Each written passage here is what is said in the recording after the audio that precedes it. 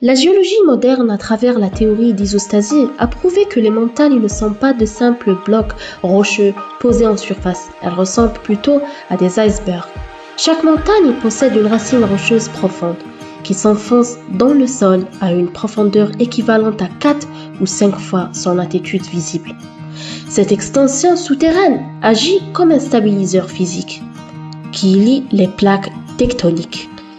Si on compare cette vérité scientifique avec le Coran révélé il y a plus de 1400 années, dans un environnement nomade et primitif, on constate qu'il a résumé cette réalité structurelle et fonctionnelle avec une précision scientifique bluffante. Premièrement, le Coran décrit les montagnes par le terme piqué, dans la sourate Naba, verset 7, et les montagnes pour piquer.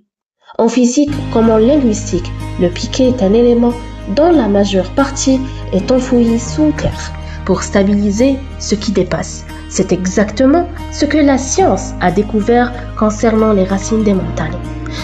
Deuxièmement, la mécanique. Le Coran qualifie les montagnes de ravage ou bien ancrage, comme l'ancrage profond du navire, et définit leur fonction cosmique de stabiliseur dans la sourate Nahl, verset 15.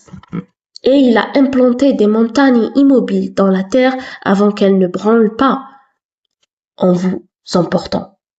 Le terme branler signifie scientifiquement et littéralement osciller, basculer ou trembler. Cette coordonnance parfaite entre la description coranique et la géologie moderne balaie définitivement l'hypothèse du hasard. Ce qui a ancré ces montagnes est le même qui a révélé ce livre.